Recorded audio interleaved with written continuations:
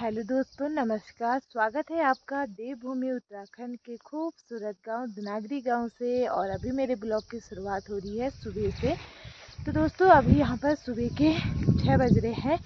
तो दोस्तों आज का ब्लॉग बहुत ही इंटरेस्टिंग होने वाला है। आप इस ब्लॉग में ज़रूर बने रहें और इस वीडियो को लास्ट तक ज़रूर देखें। तो दोस्तों जिन्हें शहद वगैरह नहीं निकालना आता है तो एक बार आप इस वीडियो को ज़रूर देखें। बिल्कुल इजी तरीके से हम आपको आज इसमें शहद निकालना दिखाएंगे कि शहद को किस प्रकार से निकाला जाता है हमारे पहाड़ों में। तो यहाँ पर दोस्तों शहद निकालने से पहले आपको एक चीज़ और बता देती हूँ कि शहद मधुमक्खियाँ किस प्रकार से बनाती हैं। तो दोस्तों जब बुरांस के फूल, सरसों के फूल और हमारे यहाँ पर मूली के जब फूल लगना शुरू होते हैं तो उन फूलों से मधुमक्खियाँ शहद बनाती हैं। तो यहाँ पर पहाड़ों में पहाड़ से भी लेके आते हैं फूल वगैरह मधुमक्खियाँ, तो उनसे शहद बनाते हैं। तो दोस्तों बहुत ही बड़ी कलाकारी करते हैं मधुमक्खियाँ, तो उन फूलों से शहद बनाते हैं, बहुत ही बड़ी बात है।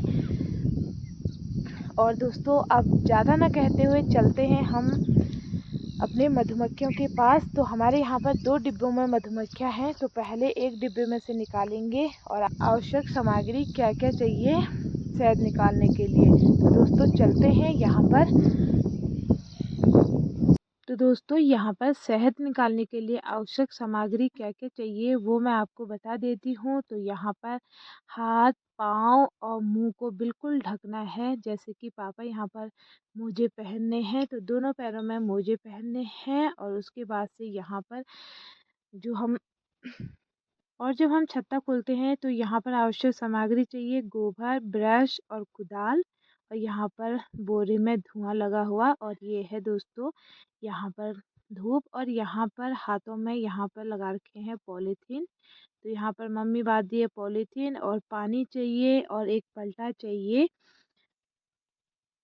और एक नेट वाली चुन्नी चाहिए, जो कि इस प्रकार से ये हमारी नेट वाली दुपट्टा है। तो इसे यहाँ पर बांध रहे हैं।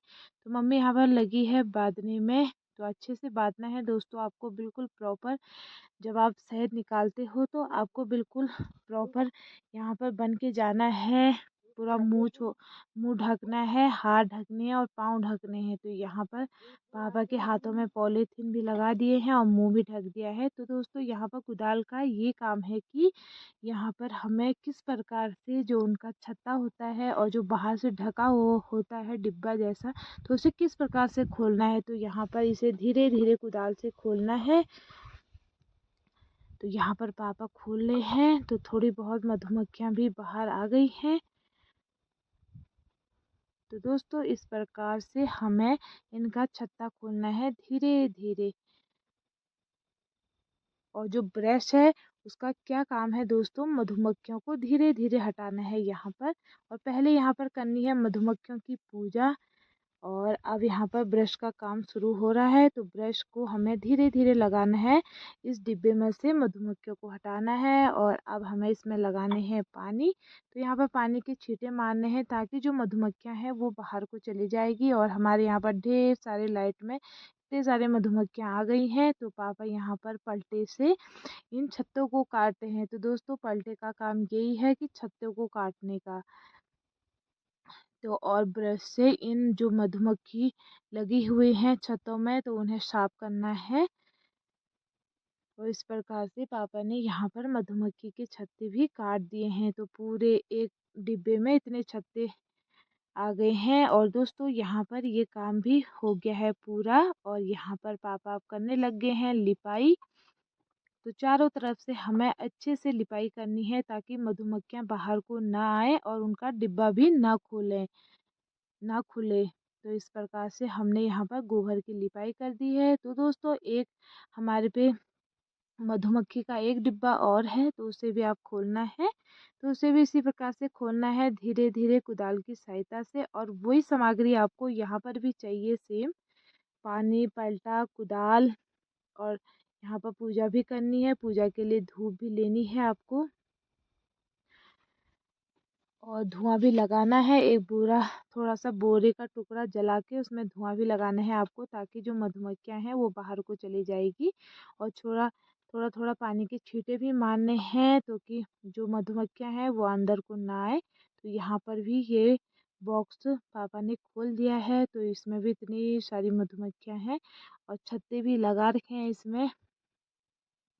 तो दोस्तों इसमें थोड़ी बहुत बड़े वाले छत्ते लगा रखे हैं, तो यहाँ पर धुआं लगा रहे हैं और इसमें से इतना शहद भी यहाँ पर निकल गया है थोड़ी बहुत। तो इसी प्रकार से इसमें शहद निकलता है। और ये देखो दोस्तों कितने बड़े छत्ते हैं यहाँ पर मधुमक्खी की। तो थोड़ा बहुत इसमें शहद है और उस वाले में जो शहद था वो थोड़ा बहुत कम था, तो इसमें थोड़ी बहुत है अभी शहद।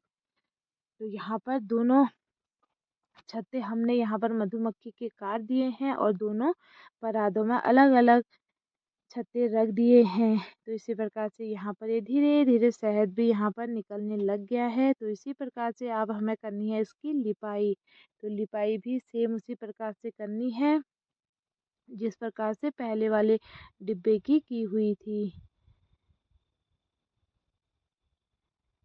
तो ये काम भी बहुत ही टफ है दोस्तों, मधुमक्खियों का शहद निकालना। तो मधुमक्खियाँ भी बहुत ही काट देती हैं। तो यहाँ पर पापा को भी मधुमक्खियों ने बहुत काट दिया है। इतना सेव करने के बाद भी यहाँ पर मधुमक्खियाँ काट ही देती हैं। तो यहाँ पर दोनों परातों में अलग अलग छत्ते रख दिए हैं और अब इनमें धीरे धीरे शहद निकलना शुरू हो जाएगा। तो दोस्तों सबसे पहले भगवान जी के लिए हम यहाँ पर रख देंगे शहद और उसके बाद से हमने अब यहाँ पर रख दिया है बाहर।